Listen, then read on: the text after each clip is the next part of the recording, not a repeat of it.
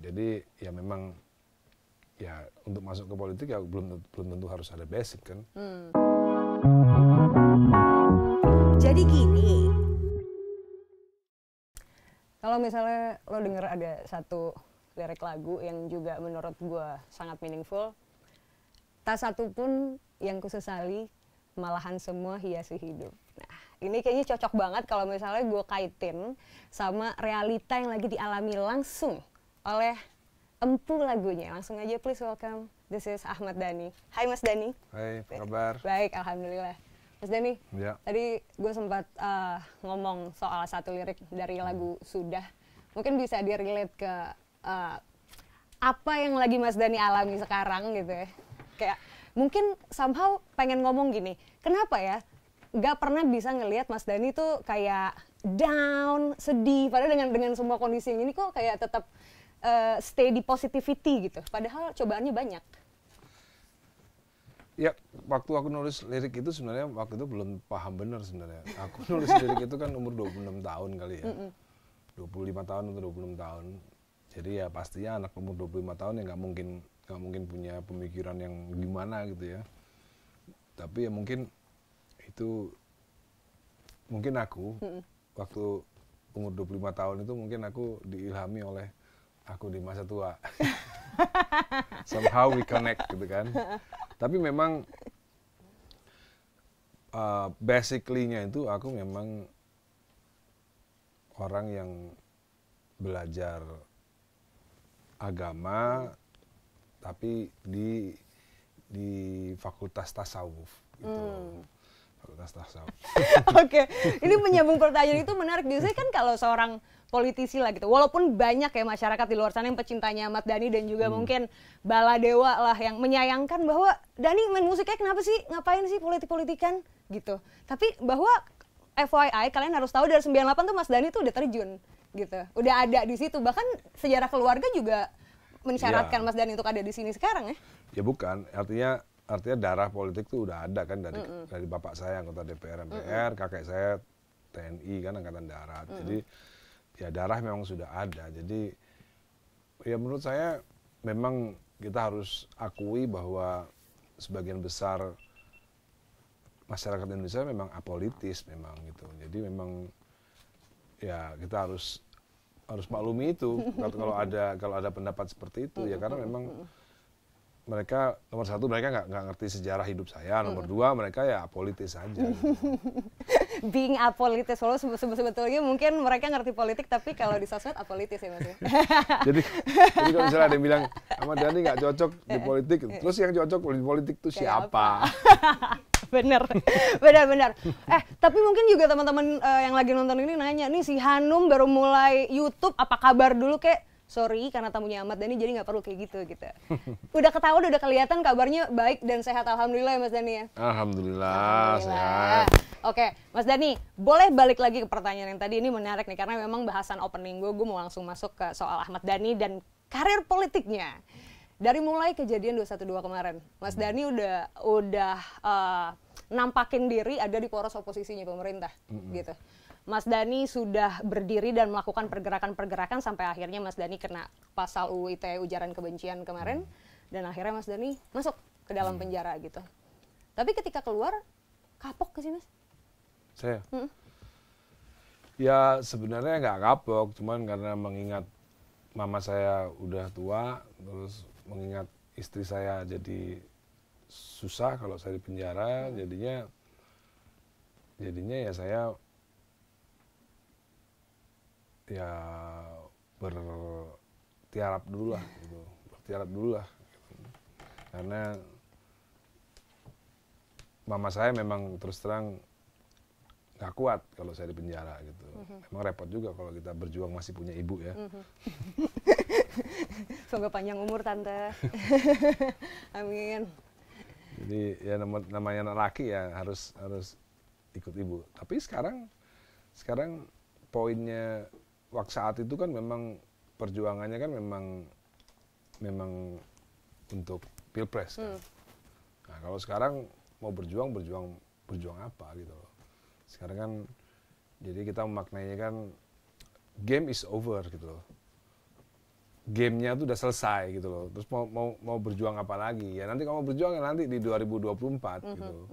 Jadi kalau dikatain kapok atau enggak, ya kalau sekarang mungkin bisa dibilang bukan tidak kapok, tapi belum saatnya aja untuk memulai gitu. Karena emang kalau misalkan pertanyaannya kan jadi kapok apa enggak? Ya sebenarnya kalau nanti di 2024 ada kompetisi lagi ya pasti dimulai lagi gitu. Nunggu ajakan apa langsung berangkat sendiri Mas Dani? Ya kalau kemarin kan saya tuh kan di penjara karena 2019 karena Pilpres bukan gara-gara apa-apa. Yang lainnya kan jadi teknis aja, UU ITE kayak mau apa kan nggak terlalu penting, yang penting masuk lah pokoknya. Karena kan dianggap kalau kata Yasmuni itu berbahaya. Gitu. Yasmuni. Dianggap berbahaya itu ya? Iya, berbahaya gitu. Jadi ya itu teknis aja, UU ITE teknis aja. Pokoknya gimana caranya harus tidak boleh ada ikut dalam Pilpres gitu aja. Oke, Mas Dani kan juga waktu itu maksudnya ya Mas Dani berdiri di poros di belakangnya Pak Prabowo dan bahkan sekarang Prabowo udah ada di pemerintahan Pak Jokowi juga gitu. Apa yang Mas Dani rasakan? Kalau saya rasa sih itu tadi game is over 2019 dimenangkan oleh somehow jujur atau tidak jujur, sah atau tidak sah, tetap kelompok kita kalah, ya kan? Kelompok kita kalah. Ya kita harus menerima lah. Kalau saya boleh bicara kepada teman-teman seperjuangan, kita sudah berusaha sekuat tenaga. Kan di dalam ajaran agama kan kita harus berjuang. Kita sudah berjuang, tapi takdirnya kan kalah. Ya kita kan harus menerima takdir. Kalau dalam ajaran agama yang saya pelajari kita harus terima takdir. Takdir kita ya kalah gitu. Ya kan? Nah, itu bicara soal saya. Kalau kita bicara soal Prabowo, ya itu kan takdirnya Prabowo kalah. Jadi kita nggak boleh ikut baper juga meskipun kita berjuang untuk Prabowo. Nah, bagi saya Prabowo itu punya cara tersendiri untuk merebut takdirnya yang direbut oleh orang lain. Jadi Prabowo, menurut saya, Prabowo tahu bahwa 2019 itu adalah haknya dia. 2019 itu adalah haknya dia, Prabowo. Jadi bagaimana cara Prabowo merebut takdirnya, yaitu caranya Prabowo sendiri. Jadi kalau saya boleh berkata, apa yang tidak pernah ada yang salah dalam mensikapi kekalahan ini. Tidak ada yang salah dalam mensikapi takdir kita yang kalah. Jadi menurut saya sikap dari Bapak Prabowo yang sekarang ini nggak bisa kita justifikasi bahwa itu salah. Karena dalam hal ini nggak bakal ada yang disebut salah atau benar. Cara Bapak Prabowo merebut takdirnya itu ya dengan cara beliau sendiri. Orang lain ya nggak boleh ikut-ikut campur. Ini kan takdirnya Prabowo yang direbut orang lain, bukan takdirnya Habib Rizik, bukan takdirnya Fadlizon, bukan takdirnya Fahri Hamzah, bukan takdirnya Rocky Gerung. Ini takdirnya Prabowo yang terenggut, takdir yang terenggut. Nah, Bapak Prabowo Subianto berusaha untuk merebutnya kembali dengan caranya beliau sendiri. Gitu. Bijak banget ya Mas Dani, memandang ini begitu. Oke, kita cukup ngomongin soal apa yang sudah terjadi di masa lalu. Baru-baru ini gitu ya, banyak banget yang heboh. Katanya Ahmad Dhani ini akan maju di Pilwali Pasuruan. Walaupun somehow sudah dibilang ini hoax, tapi pengen dengar langsung konfirmasi dari Mas Dhani sendiri. Kalau beneran diajak maju, sikat gak Mas? Enggak lah, kalau menurut saya itu suatu tindakan yang cukup tidak punya sopan santun di dalam politik, karena video yang diambil yang ada di TV itu adalah video bagaimana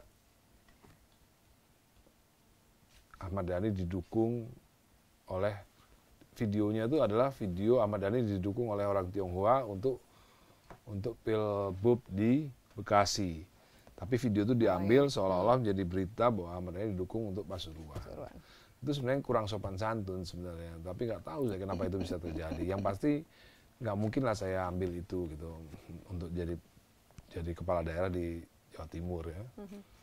Alasannya kenapa, Mas? Alasannya saya masih kepingin bareng keluarga aja gitu. Setelah 11 bulan tidak bersama keluarga, ternyata bareng keluarga itu enak gitu. Salah satu hikmah lain ya, salah satu hikmah lain saya di penjara, ternyata bareng keluarga itu adalah suatu surga tersendiri buat saya gitu. Sehingga kalau saya harus berjuang jauh-jauh ke Jawa Timur itu kayaknya enggak deh gitu. Saya lagi menikmati surga saya bersama keluarga gitu. Surga keluarga juga nggak lepas dari support seorang istri. Dimana akhirnya orang juga akhirnya mempertanyakan gitu. Nggak pernah ada yang tahu Mulan itu punya basic karir politik.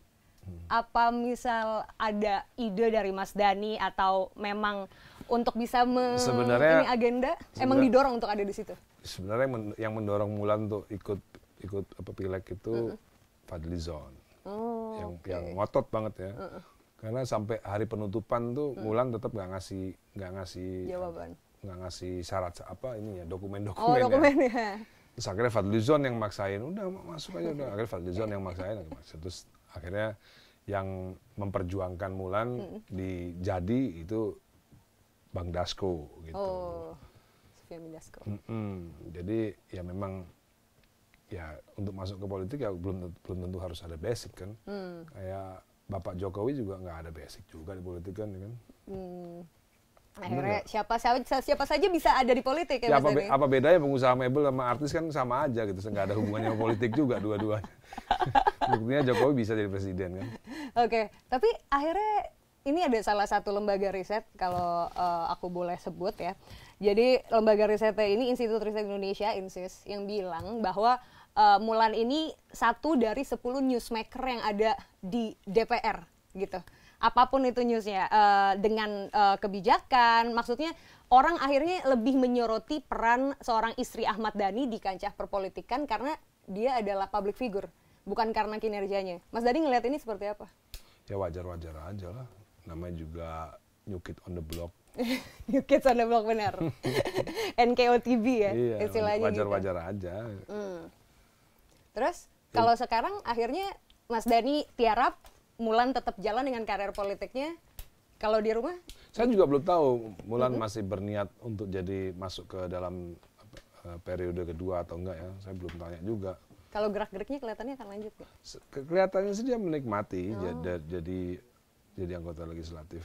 Makanya kalau misalnya nanti dalam satu pertemuan lagi yang serius, kalau misalnya memang serius untuk 2 periode, ya memang harus ada progresif ya, harus ada progresivitas yang kelihatan gitu, yang signifikan, harus ada progres yang signifikan. Oke. So, jangan lupa untuk like, subscribe, komen, dan juga share video ini ya. Sampai ketemu di Jadi Gini berikutnya. Bye-bye.